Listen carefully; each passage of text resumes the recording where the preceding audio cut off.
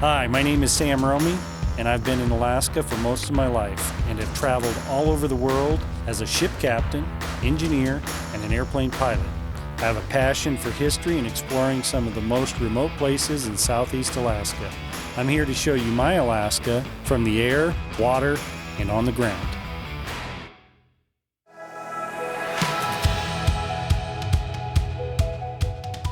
All right, it's another beautiful day in Ketchikan. I'm here with Sam Romey.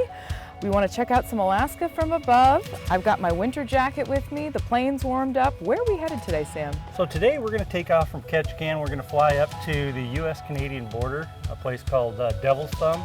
It's a pretty iconic spot, and we're going to fly around that, and then we're going to go down and check out the Laakani Glacier. And then we may drop into Swan Lake and check out a Forest Service cabin there. And if the weather's still good, nice and calm like it is right now, we're going to go out and sit down in Frederick Sound and see if we can have some whales come up and talk to us. That sounds like a dream of a day. I'm so excited. Let's get in that plane and let's get going. Let's do it. All right.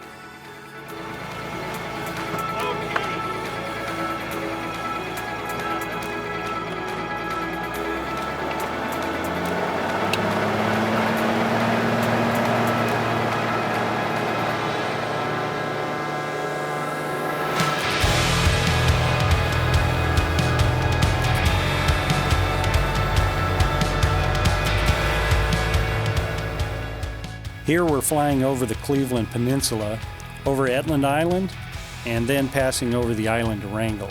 It's such a clear and beautiful day that you can see the airport on Wrangell Island and all of the Stikine Delta. There you can see into Canada, up the Stikine River as its milky water is filled with the glacial silt, and that's going to lead us right up past the Great Glacier. Over here, the landscape transitions into the alpine area as there's less and less vegetation, and it takes you right up and into the snow and ice.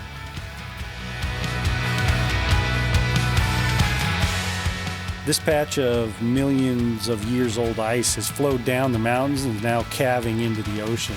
The U.S.-Canadian border ice fields can go as far as the eye can see on a day like today. The highest peaks here are what are used to create the U.S.-Canadian border.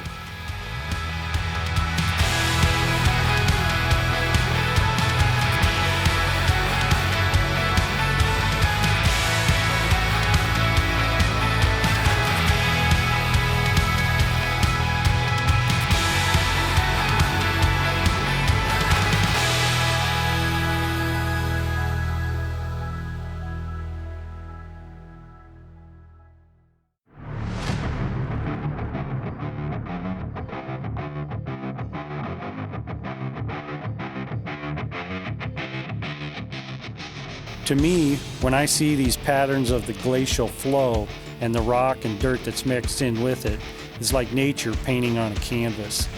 It's not really random, it's done over and over, and you can see the pattern repeating, and it creates a beautiful flow on what seems to be like a black and white picture.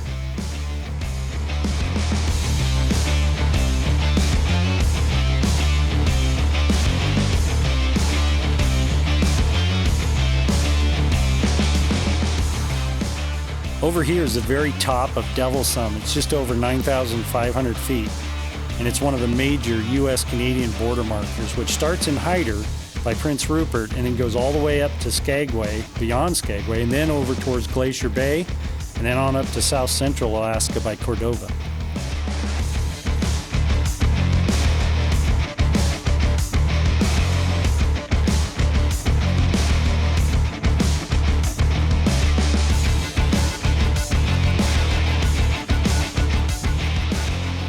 The cameras just cannot capture the magnitude and the sheer height and vertical drop of Devil's Thumb.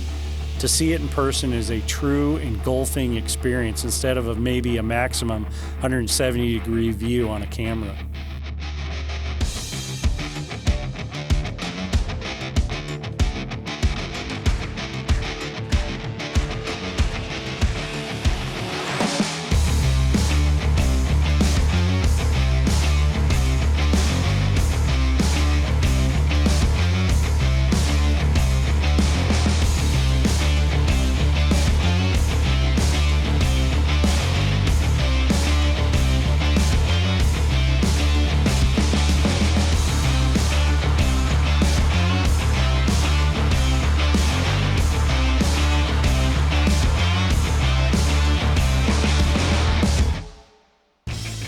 Okay, so we've topped out at 9,500 feet, and then we're heading back down following the LeConte Glacier to its terminus at LeConte Bay, which is where the icebergs are born.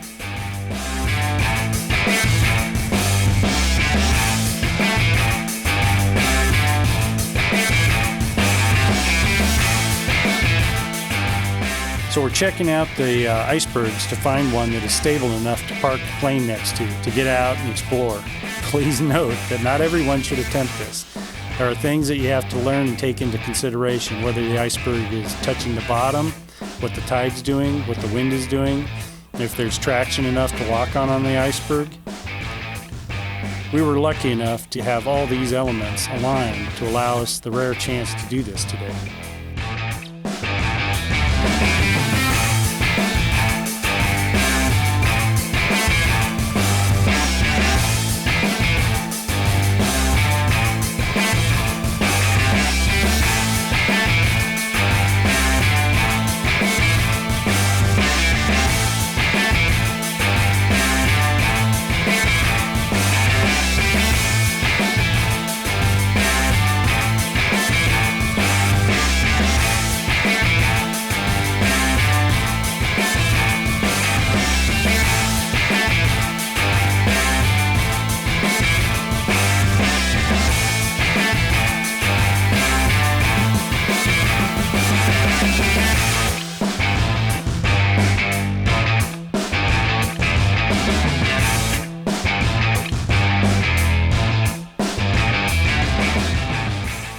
So welcome to my iceberg for the day. We're in the mouth of the entrance to the LeConte Glacier. We just came down from Devil's Thumb and thought we'd stop in here and pick up a little ice for our drinks for lunch. And then we're going to fly out of here, go up to Swan Lake and check out the beautiful scenery there. So let's go do some flying.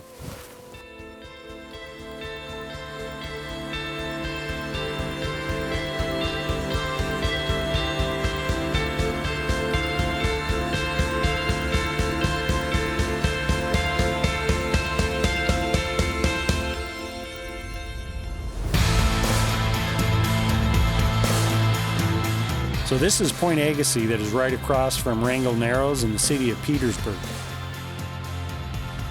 Swan Lake is on the Alaska mainland, and to get into it, we're going to fly through a narrow pass over Cascade Creek with rock walls on either side of the plane.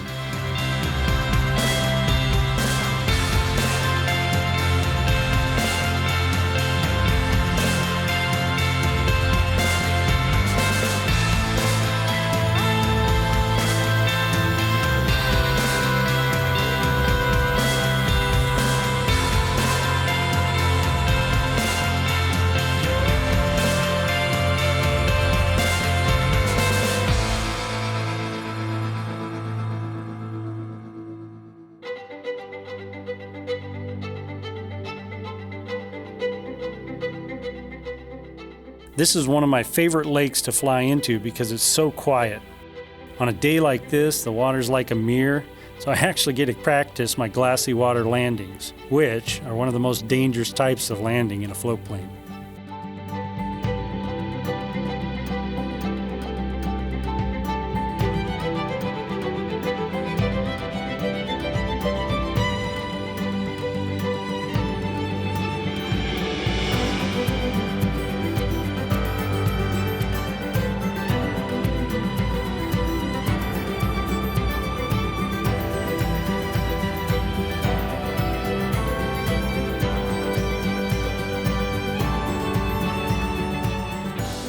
One of the nice things about this location are the vertical walls with glaciers hanging over it, with water falling all around you.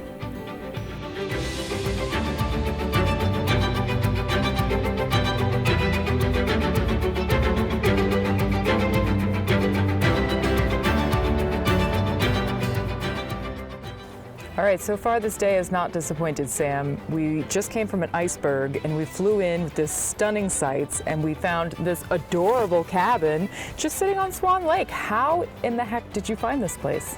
Well, I was flying to Devil's Thumb one time, one of the early flights I took up here, and coming down, just following the glacier down, and the glacier ended and the river brought me right in here, and so it was just stunning. So I had to stop, come in here and sit down, and so every time I make this trip, I try and come in here and sit down for a little bit and just relax, enjoy the view.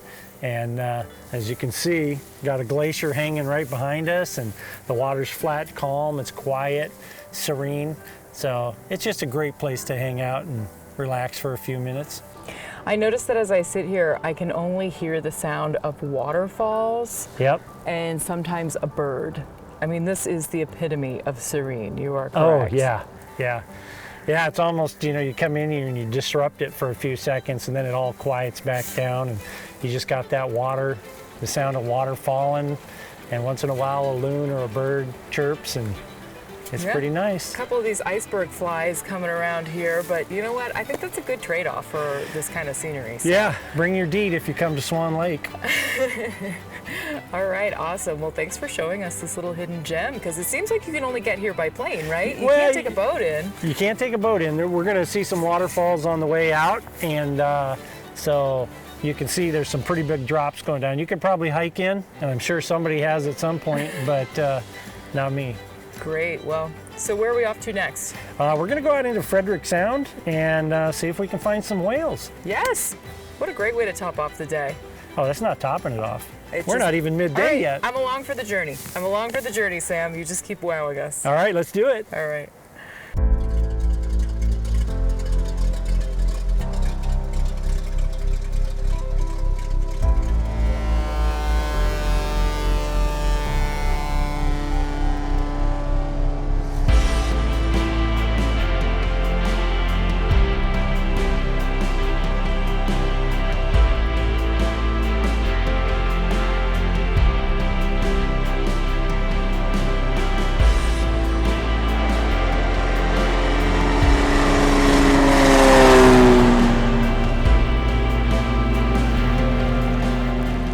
As we leave the lake, we come out through a ravine and make some real sharp turns. You'll be able to see a large waterfall cascading over some rocks, and then we'll come out over Frederick Sound.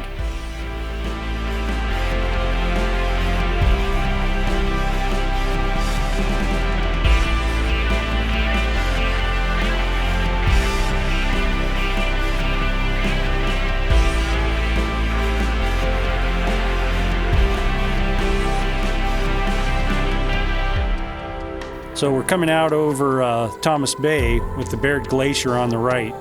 You can see the color of the water change the closer you get to the glacier.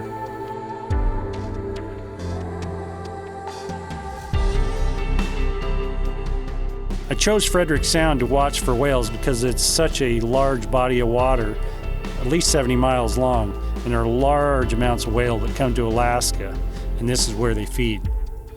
Normally, when the weather's right and the whales are feeding, you can see a real show. Sometimes they'll even come right up under the plane to check out the plane.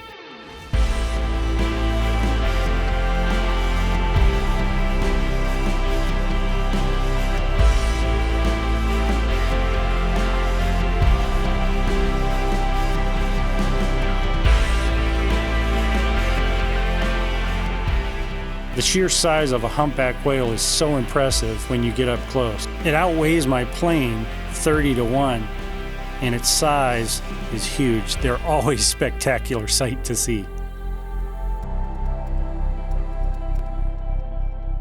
This little town on the Wrangell Narrows is Petersburg, Alaska, known as Little Norway. This is where I went to elementary school, and my father ran the fish hatchery.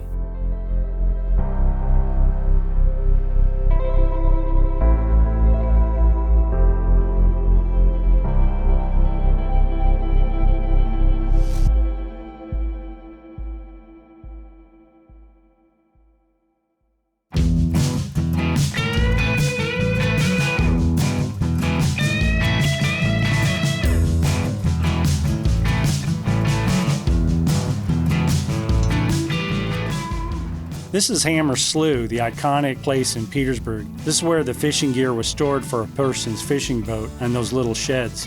People had them in front of their houses, which are no longer accessible by water because of the surrounding development. But the buildings remain and have become a window into the past. How you doing? Amazingly awesome. How are you? Amazingly awesome. Halibut. Okay. Whatever these two gentlemen want as well. My belly's full and I'm sitting in the sunshine. It's been a great day, Sam. Good. Glad All you right. enjoyed it. So we're right here in Petersburg. Tell me a little bit about Petersburg. This is quite an interesting little town here. Yep. Scandinavian history. Before that, it was Tlingit here, but in about 1910, it was established city. And Peter Bushman was kind of the founder of Petersburg, and he was an immigrant, and then a lot more Scandinavian immigrants came here, and they built a sawmill and cannery. They used ice from the Lake Glacier to cool their fish. Really? Oh yeah. Oh, that's Yeah. cool. Yeah, and so yeah, it's just a thriving community and built on mostly fishing and a little bit of logging back in the 70s and 80s and a little bit into the 90s, but the mainstay has really been the fishing. And so there's been multiple canneries through the years here. I think the biggest one is Icicle Seafoods, which when I was here back in the 70s, it was PFI, Petersburg Fisheries Incorporated. Okay. So interesting little story behind that. The way that I was told it was that some of the locals, when fishing started taking a downturn, they got together and decided to co-op or buy the fishing Sure. cannery when the other big processors were pulling out, and ended up that year that the fish showed up extremely late, and all the other canneries had pulled out, and the guys thought they were sunk because they had no fish.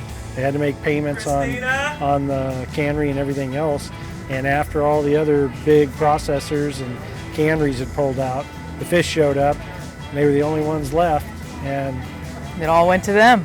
rest of the story right there. There you go. That's a great way to kick off a business there. Yeah. I mean, Yep.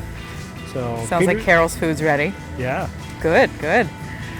Now, I think it's really nice when you walk down Main Street and you can see all the Norwegian flags hanging out.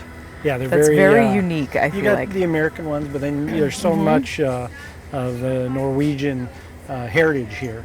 Yeah. And every year in May, middle of May, they have their little Norway festival, and it's well, it used to be a pretty ruckus time in town here, but they always had a really good time. They have their dancing, and they have all kinds of food that you can eat here. It's a really cool way to experience Petersburg if you get the chance. Yeah, very unique. And I'm really enjoying the sunshine. I mean, clearly, they don't get as much rain as Ketchikan, so it's good to kind of get a little bit of a southeast staycation and hop on over. Yep. It's well, this is a pretty unique day anywhere in southeast Alaska, but yeah, definitely the sun makes it much more enjoyable. And not to mention, we just had a delicious meal here at Ingus. I had the halibut tacos. I know some of our crew members had pad thai, there was ribs, there was potato salad. It was a delicious spread and very fresh fish. Oh yeah. Yeah. I had the halibut tacos too, top notch. Awesome. Yeah. All right, so where are we headed next, Sam? So we're gonna take a walk up here and go to the museum, Okay. check out, see if they're open, and check out a few things there, and then we're gonna hop in the plane and head south back to Ketchikan. Great. Well, that sounds great, and thank you very much. This has been such a wonderful day. These sites are one in a million, so we couldn't have asked for a better day to do this. Yeah, this is out of the park day. So yeah. You really killed it, Sam.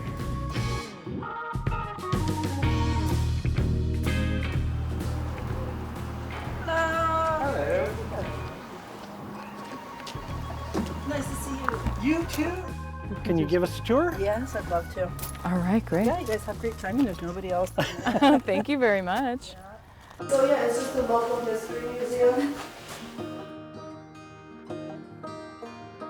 Yes, and then we have a traditional bunad here. We have the Petersburg bunad here, which was designed, this is just for Petersburg. In Norway, the different I don't know if they're called counties, but the different areas have different style, traditional outfits. Wonderful. With different plaids and things for aprons. I feel like it would match my mask well today. This was designed for Petersburg with wildflowers. And then on top of this case, we have another really cool thing that's in our collection, which is the World War II photo ID project. Yeah. And so during World War II, the Coast Guard controlled access to the waterfront, and so you had to have ID for fishermen, cannery workers, businessmen, women. In order to go through the waterfront gates, you had to have your ID, photo ID on you. So they were great. Wow. Lucky to have all these pictures of different Petersburg residents in 1942 that were taken by photographer Mary Allen. And so this is a great window in time of the citizens of Petersburg. Of 1942. Yeah, Amazing. Yeah, and then we have a little logging display here.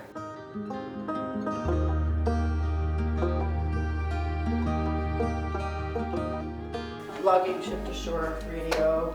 Look at how it looks. And they're beautiful because they have carving on them. Special carving. Oh, I like that bird. To give strength and power to the tool.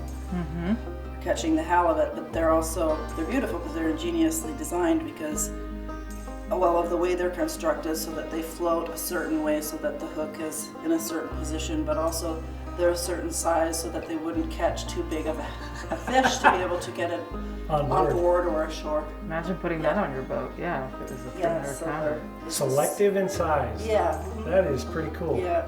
Yes, and we have this great canoe case. Oh, that's wonderful. Wow. Yeah, with some fishing tools. This was found by the Forest Service out by Cape White. Out by Camden. They did Point White by Camden, by Cape. Okay. Yeah. They have a patch in it. They have a patch on it, yeah. Yeah, but it was found kind of in the woods on the moss. And so we have photographs of when the Forest Service were finding it, and so we got a background to go with the original setting that it was in, huh? Yeah. So That is very cool. It's protected here. Yeah. Here's the big fish that people love to see. What kind of fish is this? A red king salmon, 126 pounds, world's largest red king salmon. Wow. That's a big That's salmon. a beast. Yeah. This is explaining about this lens, which came from Cape Decision. It's on the southern tip of Kwáan Island. When they changed to solar, it correlates with the chart, the number of flashes per minute. 18 nautical miles, you could see the light. Cool. Yeah. That'd be cool to have in your living room. Yeah. It's another amazing piece of technology. Oh, yeah. Very interesting. Great. Well, Shall we? I guess we better Thank get you very rolling. much. That was wonderful. I'm impressed by the variety of the collection. Yeah. Of so many Yeah. different aspects of Southeast Alaska captured in one small area. Yeah, I think so. People enjoy it a lot to come here. They actually really enjoy coming to Petersburg, it seems. Yeah. Yep. One of the things I love about flying is that once you're in a plane, nothing else matters. You're focused on the task at hand, and all of your stresses and worries about home or job don't matter. It's almost a Zen thing for me to be able to fly in an area where the weather's perfect, the water's perfect, and the air's perfect. You just fly and enjoy the scenery. You go where you want to go, and not where you're told to go. And that's what I love about having my plane. It's the most addictive drug out there, probably the most expensive one too.